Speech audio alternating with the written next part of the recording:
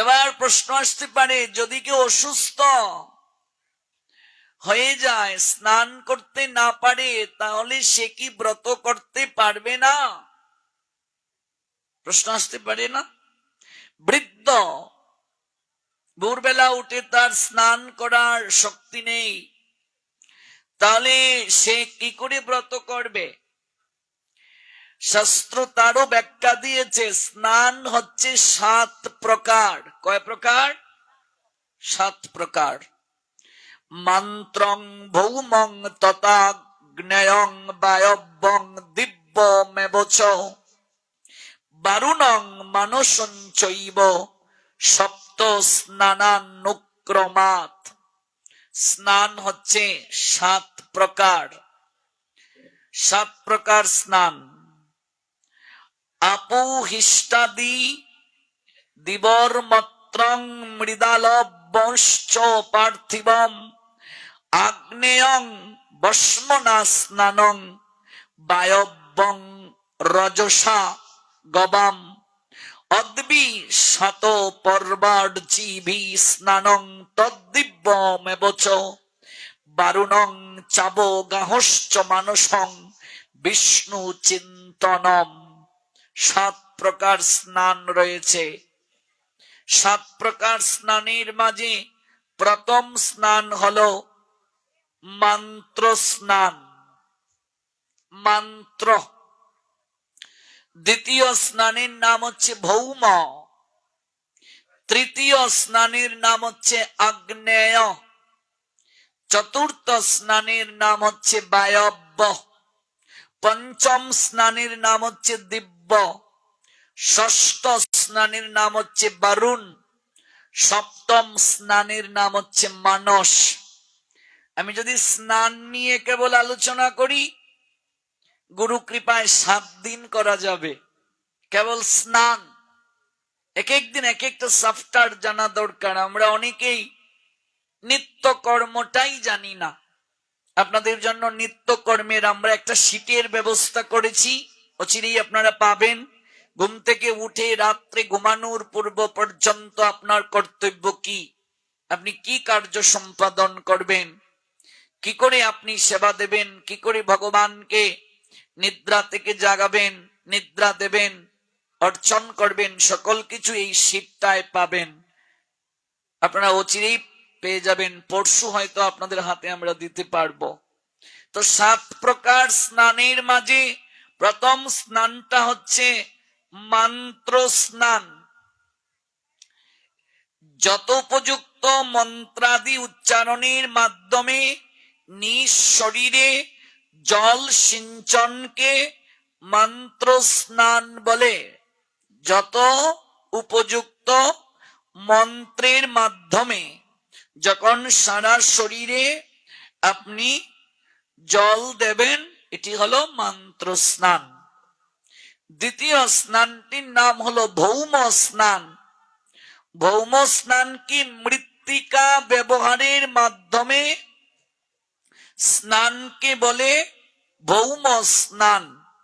মৃত্তিকা ব্যবহারের মাধ্যমে, মনে করুন প্রচন্ড পরিমাণে ঠান্ডা, আপনি যদি স্নান করেন আপনার শরীরে অসুস্থতা হতে পারে। এবার আপনি ভগবানের কি করে সেবা দেবেন?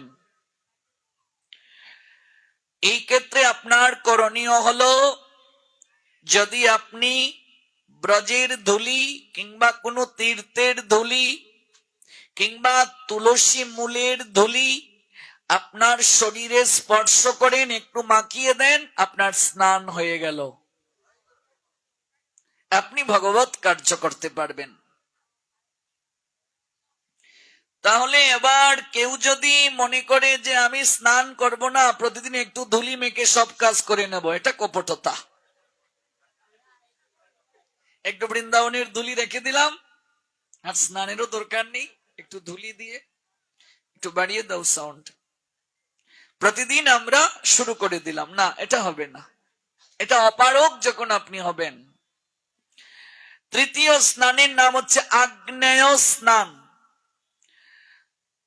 আমরা যখন যজ্ঞ করি, যজ্ঞ করার পর দেখবেন ভস্য কপালের মাঝে দেয়া হয়, দেখেছেন তো? যজ্ঞ করা হলো, তারপর যজ্ঞের ভস্য আমরা ললাটে স্পর্শ করি। এই ভস্য যদি কেউ রেখে দেয়, ওই ভস্য একটু গায়ে স্পর্শ করলে তার স্নান হয়ে যায়। এটিকে বলে আগ্নেয় স্নান। তারপর 4 নম্বর স্নানটির নাম হচ্ছে বায়ব্য স্নান। বায়ব্য স্নানটা কি? যখন গুধূলি লগ্নে গরু মাঠ থেকে আমরা বাড়িতে নিয়ে আসি, গুধূলি, গু মানে গরু, গরুর খুরের, গরুর পায়ের খুর থেকে যে ধুলি উত্থিত হয় আর বাতাসের সংস্পর্শে ওই ধুলিটা যদি গায়ে লাগে, গোচারণ থেকে গরু যখন আসে, গরুর পায়ের খুর থেকে যে ধুলিটা উত্থিত হয়, ওই ধুলিটা গায়ে লাগলেও স্নান হয়ে যায়। গরুকে এত শ্রেষ্ঠ স্থান দিয়েছে সনাতন শাস্ত্র, তার চরণের ধুলিটা গায়ে লাগলেও পবিত্র হয়ে যায় জীব, তার স্নান হয়ে যায়। এটিকে বলে বায়ব্য স্নান। তারপরে স্নান 5 নম্বর হলো দিব্য স্নান। দিব্য স্নান কি? দেখবে মাঝে মাঝে রুদ্র উঠেছে, আবার বৃষ্টিও পড়ছে, দেখেছেন তো? রোদ উঠেছে আবার বৃষ্টিও পড়ছে, এটিকে বলে দিব্য স্নান। যখন রুদ্র উঠে আবার বৃষ্টিও পড়ে, এই সময়ে যদি আপনি স্নান করেন, মানে জলে ভিজেন, সর্বতীর্থে স্নান করার ফল হবে। এটিকে বলে দিব্য স্নান। দেবতারা স্নান করেন এই সময়ে। রুদ্র উঠেছে, বৃষ্টিও পড়ছে। আমরা ছড়া কাটতাম, মেঘ দেয়, রোদ দেয়, শিয়ালরা যায় বিয়ে করে। এটা আমরা জানতাম না, আমরা বলতাম, কিন্তু এটিকে বলে দিব্য স্নান। রুদ্র উঠছে, বৃষ্টিও ঝরছে, এটি খুব ভালো, এটি হলো দিব্য স্নান।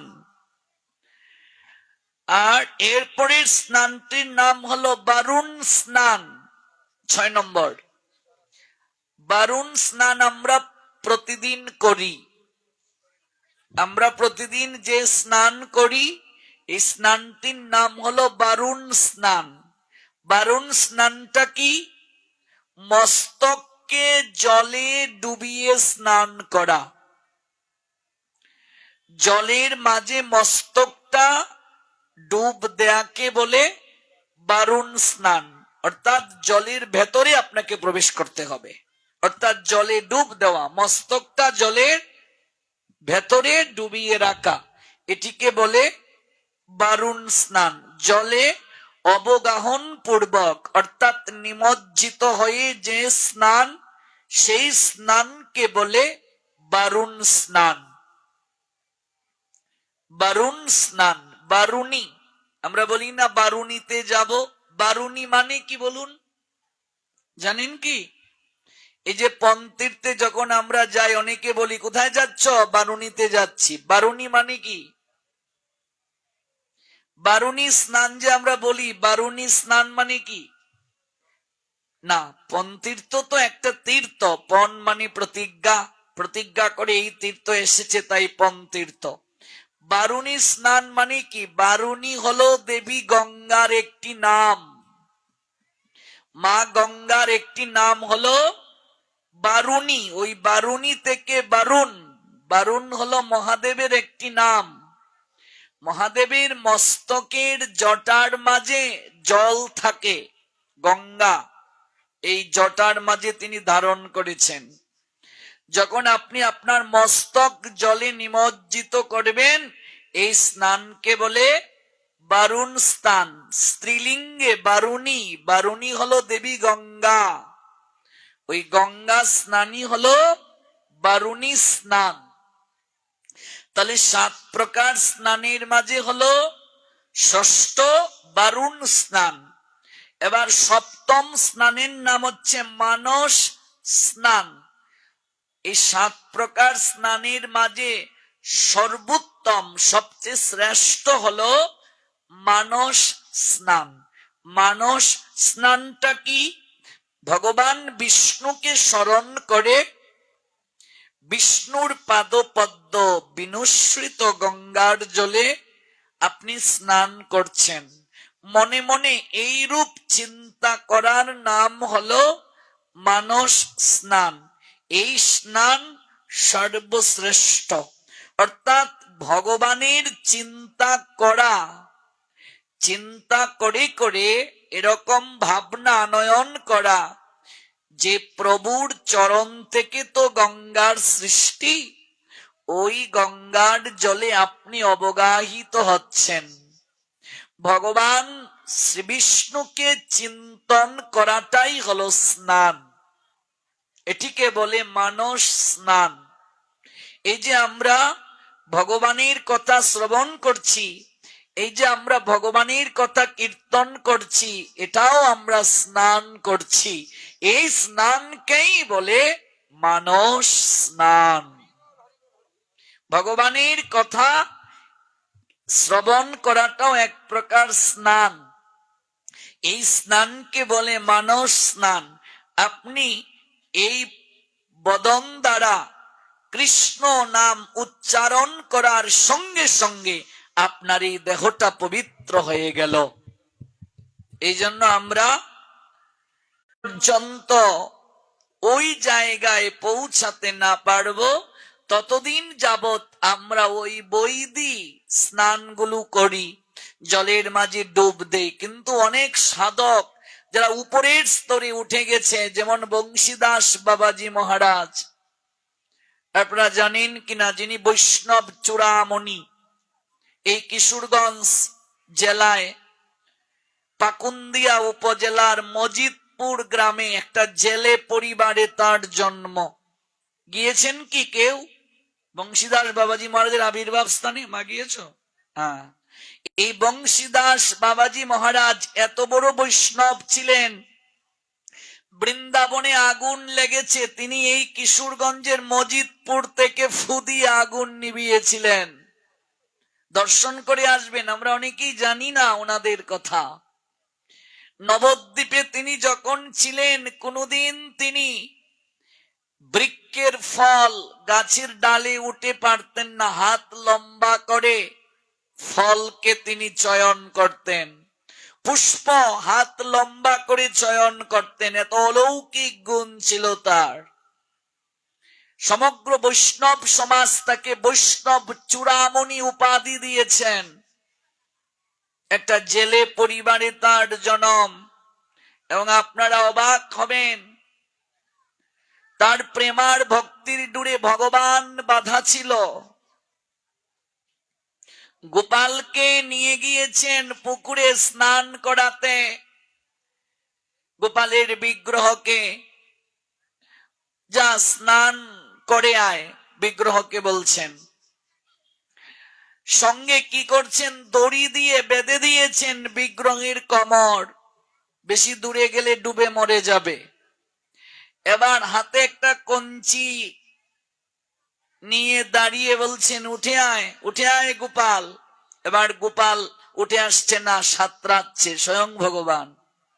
তখন কঞ্চি দিয়ে গোপালের পিঠের মাঝে আঘাত করে কান ধরে তিনি নিয়ে এসেছিলেন বংশীদাস বাবাজি মহারাজ। এত বড় বৈষ্ণব, তিনি 3 মাস 4 মাস 6 মাস পর্যন্ত স্নান করতেন না। কোন স্নান করতেন? মানস স্নান, অর্থাৎ সততই তারা পবিত্র। ভগবানের গুণ মহিমা কীর্তন যখন সতত আপনার মুখে থাকবে, তখন আপনার নদীর জলে আর স্নান করার প্রয়োজন নেই, আপনি সতত পবিত্র থাকবেন।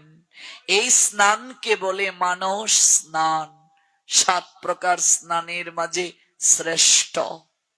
এই যে ভগবানের কথা আমরা শ্রবণ করতে এসেছি, শ্রবণ করছি, আমাদের পবিত্রতা চিত্তে অবশ্যই আসবে। এটিকে বলে মানস স্নান। 7 প্রকার স্নানের মাঝে শ্রেষ্ঠ। ভগবানকে স্মরণ করার সঙ্গে সঙ্গেই আমাদের পবিত্রতা আসে। গরুর পুরাণে উল্লেখ আছে, ওম পবিত্র পবিত্র বা সর্বাবস্থাম গত পিবা ইয়াস্মারেট পুণ্ডরিকাক্ষং সবাজ্য অভ্যন্তর শুচি। শুদ্ধ বা অশুদ্ধ হলেও কিংবা জড় জাগতিক জীবনের সকল প্রকার পরিস্থিতির মধ্যে দিয়েও দিন যাপন করলেও যদি মানুষ পদ্ম পলাশলোচন ভগবান শ্রীহরির ধ্যানে মগ্ন হতে পারে, সে বাহ্যিক এবং অন্তরের দিক থেকে সুচিতা লাভ করে। ভগবান শ্রী বিষ্ণু স্মরণ ব্যতীত যে সমস্ত মুহূর্ত, যে সমস্ত ক্ষণ, যে সকল কাষ্টা এবং যে সকল নিমেষ অতীত হয়, বিষ্ণু স্মরণ রহিত জন সেই সকল মুহূর্তাদিতেই যম দ্বারা বঞ্চিত হয়। মহাপাপীও যদি ভক্তি ভরে কায় মনোবাক্যে ভগবান শ্রী বিষ্ণুকে স্মরণ করে, তার অন্তর এবং বাহির সঙ্গে সঙ্গে পবিত্র হয়ে যায়। এটি হলো মানস স্নান। আপনি 7 প্রকার স্নানের মাঝে যে কোনো এক প্রকার স্নান দ্বারাই ভগবত কার্য করতে পারবেন। আমরা প্রতিদিন স্নান করি বারুণ স্নান, তবে মায়েদের ক্ষেত্রে প্রতিদিন মস্তকের চুলকে ভিজানোর প্রয়োজন নেই, এটি গৌণ। তবে মায়েদের যে ফিজিক্যালি ট্রাবল হয়, তখন তারা চুল ভিজিয়ে বারুণ স্নান করবে। নতুবা প্রতিদিন যদি কেউ চুল ভিজিয়ে স্নান করে, অসুস্থ হয়ে যেতে পারে। আর যদি করতে পারে তাহলে তো অনেক ভালো, খুবই ভালো। এই বারুণ স্নানটা যদি কেউ এই দামোদর ব্রতে করে, অনেক কৃপা পাবে। যদি করতে না পারে, বৃদ্ধ বয়স হয়ে গেছে, রোগে শোকে আক্রান্ত, তাহলে সে যে কোনো এক প্রকার স্নানের দ্বারা ভগবত কার্য সম্পাদন করতে পারবে। কিন্তু স্নান করতেই হবে। তবে স্নান করার সময় কয়েকটা বিষয় স্মরণে রাখতে হবে। যারা গৃহস্থ সংসারী, যারা, তারা কখনো এক বস্ত্রে স্নান করতে পারবে না। এক বস্ত্রে কিভাবে? আপনি একটা গামছা পরে স্নান করতে চলে গেলেন, হবে না। সংসারী মানুষ কখনো এক বস্ত্রে স্নান করবে না, 2 খণ্ড বস্ত্র পরিধান করে তাকে স্নান করতে হবে। অর্থাৎ নিম্ন দেশে তো একটি বস্ত্র আছেই, আরেকটি বস্ত্র অবশ্যই তার গায়ে জড়ানো থাকবে। 1 খণ্ড বস্ত্রে সংসারী কখনো স্নান করবে না। এটি হচ্ছে স্নানের সময় সর্বপ্রথম সংসারী মানুষের ক্ষেত্রে বিবেচ্য। স্নানের পূর্বেই মল ত্যাগ আমাদের উচিত করা, নচেত হস্তি স্নানের ন্যায় হবে।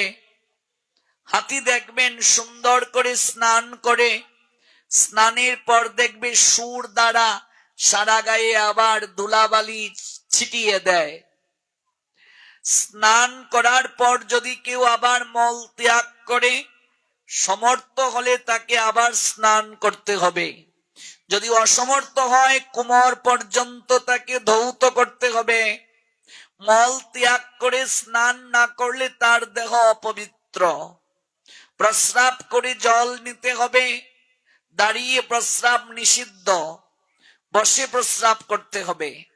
প্রস্রাব করে জল নিতে হবে, মল ত্যাগ করে স্নান করতে হবে। অসমর্থ হলে কোমর পর্যন্ত ধৌত করতে হবে। স্নানের পর যদি মল ত্যাগ বাধ্যতামূলক করতেই হয়, অর্থাৎ আবার যদি তার বাহ্যক্রিয়ায় যেতে হয়, পুনরায় তার স্নান আবশ্যক। শীতকালে প্রচুর ঠান্ডা থাকে, করতে না পারে কুমার পর্যন্ত ধৌত করবে, নইলে তার শরীর অপবিত্র। এই শরীরটা মন্দির, মনে রাখবে, দেহটা মন্দির, হৃদয় মন্দিরে কানু ঘুমাইল। যদি মন্দিরকে পবিত্র না রাখি তাহলে তো হবে না, এই দিকটা গুরুত্ব দিতে হবে।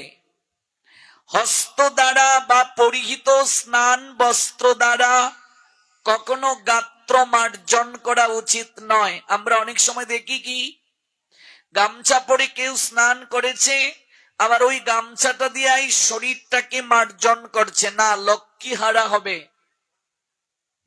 কখনো হস্ত দ্বারা, হাত দ্বারা কখনো গা মার্জন করতে নেই।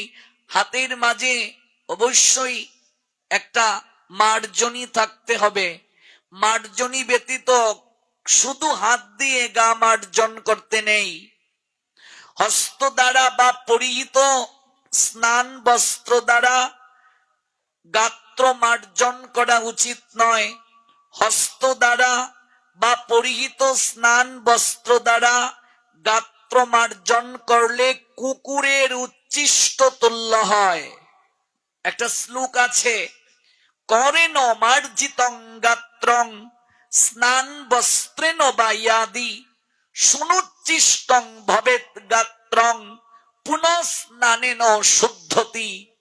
কেউ যদি গাত্র মার্জনী ব্যতীত কেবল হস্ত দ্বারা গাকে মাজে, কিংবা যে বস্ত্র পরে সে স্নান করেছে ওই বস্ত্র দ্বারাই যদি সে গাত্র মার্জন করে, তাহলে শ্লোকটায় বলা হয়েছে সুনুচ্ছিষ্টং ভবেৎ গাত্রং পুনঃ স্নানেন শুদ্ধতি।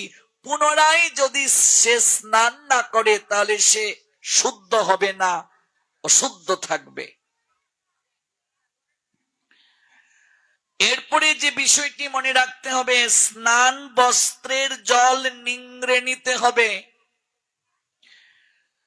কখনো স্নান বস্ত্র জলে নিংড়াতে নেই। আমরা কি করি, স্নান করে স্নানের যে বস্ত্রটা, এটা জলের মাঝেই আমরা চুপসে দিয়ে ওই জলটা আবার কোথায় দিয়ে দেই, বস্ত্রের জলটা আবার ওই জলের মাঝে দিয়ে দিই না, সেটি উচিত নয়। অনেককে দেখা যায় স্নান করেছে, তারপর ভেজা বস্ত্র চুপসে নেড়ে না দিয়ে এক জায়গায় রেখে দিয়েছে, কাজের অজুহাত দেখাচ্ছে পরে নেড়ে দেব, আর টপ টপ টপ টপ করে জল পড়ছে। স্নান বস্ত্র জল নিংড়ে রুদ্রে শুকাতে দিতে হবে। কখনো সিক্ত বস্ত্র জল না নিংড়ে একত্রিত করে গৃহের কোথাও রাখা উচিত নয়। সিক্ত বস্ত্র থেকে যদি বিন্দু বিন্দু জল গৃহে পতিত হয়, সেটি গৃহের অমঙ্গল বলে জানবে। কথাটা বুঝতে পেরেছেন? অনেক সময় দেখা যাচ্ছে ভেজা বস্ত্র এক জায়গায় রেখে দেয় মানুষ, আর সেখান থেকে টপ টপ করে জল পড়ছে। এটাকে নিংড়ে রুদ্রে দিচ্ছে না যে একটু পরে দেব। বহু জায়গায় দেখি আমরা বাথরুমে অনেক মায়েরা বস্ত্র রেখে আসেন, 4 ঘন্টা 5 ঘন্টা 6 ঘন্টা পরে গিয়ে বস্ত্র নেড়ে দেন, তাহলে শনির দশা লাগবে গৃহে। এগুলো জানতে হবে। স্নানের পর কখনো তেল মাখা উচিত নয়, তাহলে তার দেহ অপবিত্র হয়ে যাবে, সে ভগবত কার্যের আর অধিকারী থাকবে না। স্নানের পর তৈল মর্দন অনুচিত, শাস্ত্রে বহু শ্লোক আছে। স্নানের পর কখনো তেল মাখতে নেই, তেল স্নানের আগে মাখতে হয়। আগেরকার মানুষ দেখবে তেল মেখে রুদ্রে একটু বসে তারপর গিয়ে স্নান করতেন। স্নানের পর যে তেল মাখে তার দেহ অপবিত্র হয়ে যায়, আবার স্নান না করলে সে কোনো ভগবত কার্য করতে পারবে না, অশুদ্ধ হয়ে যাবে সে। আমরা তাই করি, স্নানের পরই তেল মাখি, শাস্ত্রে নিষিদ্ধ। স্নানের পর যদি কেউ তেল মাখার প্রয়োজন অনুভব করে এবং যদি তেল মাখে সে অসুচি বলে গণ্য। তাহলে মনে রাখতে হবে, যদি স্নানের পর তেল মাখতেই হয়, যদিও উচিত নয়, বিশেষ বিবেচনায় শাস্ত্র বলছে সুগন্ধি জাতীয় কোনো তৈল সে মাখতে পারবে, তবে না মাখাটাই ভালো। যদি মাখতেই হয় তাহলে কোন তেল মাখবে? সুগন্ধি জাতীয় তেল, কিন্তু না মাখাটাই ভালো। বিজ্ঞানও বলেছে তেল মেখেই স্নান করা উচিত। ডাক্তারদের গিয়ে জিজ্ঞেস করবেন, তেল মেখে স্নান করা উচিত। তেল মেখে এই শরীরটা একটু রুদ্রে রেখে তারপর স্নান করা ভালো। স্নানের পর ভগবত কার্য আপনি করবেন, তেল মেখে করতে পারবেন না। স্নানের পর চুল শুকানোর জন্য অনেকে এরকম করে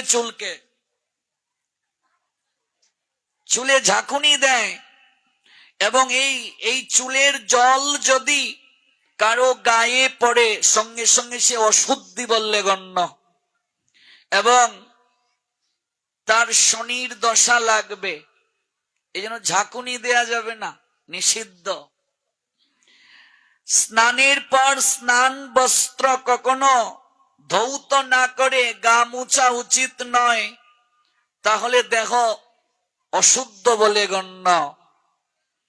স্নানের পর তাই একখানি পরিচ্ছন্ন বস্ত্র দ্বারা শরীরকে মুছে নিতে হবে।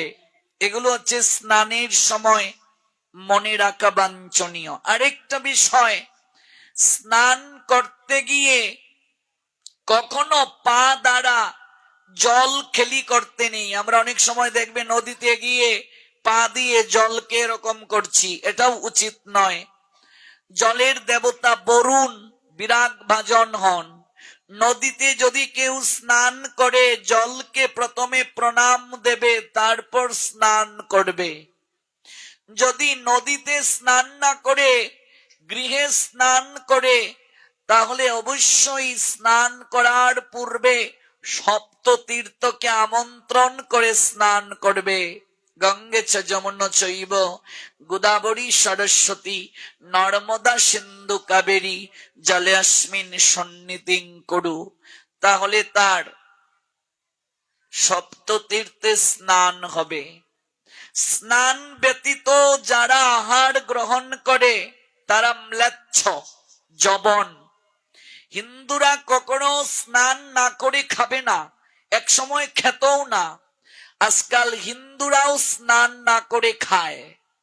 পদ্ম পুরাণে একটা শ্লোক আছে, স্নানং বিনা তুই ও ভুংতে মলাসি সদা নরহ অস্নাহি নহুশ্চ চেষ্টস্য বিমুখা পিতৃদেবতাহ। কোথায় আছে? পদ্ম পুরাণে। শ্লোকটার বাংলা কি? পদ্ম পুরাণের দেবহূতি বিকুণ্ডল সংবাদে আছে, যে ব্যক্তি স্নান না করে ভোজন করে সে মল ভোজন করে, মানে বিষ্ঠা ভোজন করে। স্নান ব্যতীত ভোজনকারী ব্যক্তি বিষ্ঠা ভোজন করে। স্নান না করলে মানব অশুদ্ধ হয়। পিতৃপুরুষগণ পিতৃলোক থেকে তাদেরকে অভিসম্পাত বর্ষণ করেন। স্নানং বিনা তুই ও ভুংতে মলাশিস সদা নরহ। নর মানে মনুষ্য। মনুষ্য ব্যক্তি যদি স্নান না করে আহার গ্রহণ করে, মল আহার করে, অস্নায়ী নহুশ্চ চেষ্টশ্চ বিমুখা পিতৃদেবতা, পিতৃপুরুষগণ অভিশাপ প্রদান করেন। কোথায় আছে শ্লোকটি? পদ্ম পুরাণে, পদ্ম পুরাণ। এজন্য হিন্দুরা স্নান না করে কোনোদিন খেত না। আমাদের পূর্বপুরুষদের আচরণে আমরা দেখেছি, কখনো স্নান না করে তারা খাবে না। স্নান করে আগে তুলসীর মূলে জল দেবে, দীক্ষিত ব্যক্তি আহ্নিকটা করবে, গুরু চরণে পুষ্প দেবে, গোবিন্দ চরণে তুলসী দেবে, তারপর সে আহার গ্রহণ করবে। স্নান না করে আহার করবে না। যদি সে অসমর্থ হয়, অসুস্থ হয়, মন্ত্র স্নান করে আহার করবে। অপবিত্র পবিত্র বা সর্ব অবস্থাম গত পিবা ইয়াস্মারে পুণ্ডরিকাক্ষং স্বরাজ্য অভ্যন্তর সূচি। এই মন্ত্র বলে জল ছিটিয়ে দেবে, তাহলে তার স্নান হবে। বাসি কাপড়টা ত্যাগ করবে, তারপর সে আহার গ্রহণ করবে। বিনা স্নানে রান্নাঘরে প্রবেশ করে যে চুলায় আগুন ধরায়, লক্ষ্মী তার গৃহে থাকে না।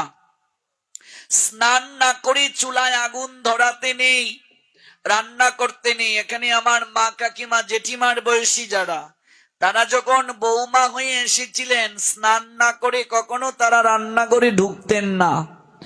এখনকার অনেকে বউদেরকে যদি শাশুড়িরা বলেন, তারা বলবে আপনি স্নান করে যান, আমাদের দ্বারা সম্ভব নয়। তো স্নান না করে মানে বিনা স্নানে রান্নাঘরে গিয়ে কখনো রান্না বসাতে নাই, তাহলে সেই রান্নাকৃত দ্রব্য পদ্মপুরাণ বলছেন বিষ্টার সমতুল্য। এগুলো আমার কথা নয়, আমাকে দুষবেন না, আমি কেবল শাস্ত্রের কথাগুলো বলছি। স্নানং বিনা তুইউগ ভুংতে মলাশিস, মল মানে কি? বিষ্টা। সেই আহার বিষ্টা বলে গণ্য। স্নান ব্যতীত যে রান্না করে সেটা মল বা বিষ্টা বলে গণ্য। এই জন্য স্নান না করে কখনো রান্না করতে নেই। এবার যদি কেউ অপারগ হয়, অসমর্থ হয়, মাঘ মাস কনকনে ঠান্ডা, স্নান করতে পারবে না, তার করণীয় কি? বাসি কাপড়টা পরিত্যাগ করে মন্ত্র স্নান করে রান্নাঘরে ঢুকে রান্না করবে। মানে বাসি কাপড় ত্যাগ করে রান্নাঘরে গিয়ে রান্না করবে, কারণ সে অসুস্থ। কিন্তু কখনো সে বাসি কাপড়ে বিনা স্নাত অবস্থায় রান্নাঘরে ঢুকে রান্না করবে না। রান্নাঘরটাও মনে রাখবে, আমাদের সনাতন শাস্ত্র বলছে ভোগ মন্দির। যদিও আমরা এটার পবিত্রতা তো আর রক্ষা করতে পারি নাই, রান্নাঘরেও তো আমরা মাছ মাংস ইত্যাদি ঢুকিয়ে অপবিত্র করে ফেলি। কিন্তু সনাতনীদের প্রত্যেকটা গৃহই মন্দির, গৃহ মন্দির। সনাতনীদের গৃহটাই মন্দির, আর রান্নাঘরটা সনাতনীদেরকে বলে ভোগ মন্দির। এই জন্য বিনা স্নানে রান্নাঘরে কখনো রান্না করতে নেই। এগুলো হলো স্নান।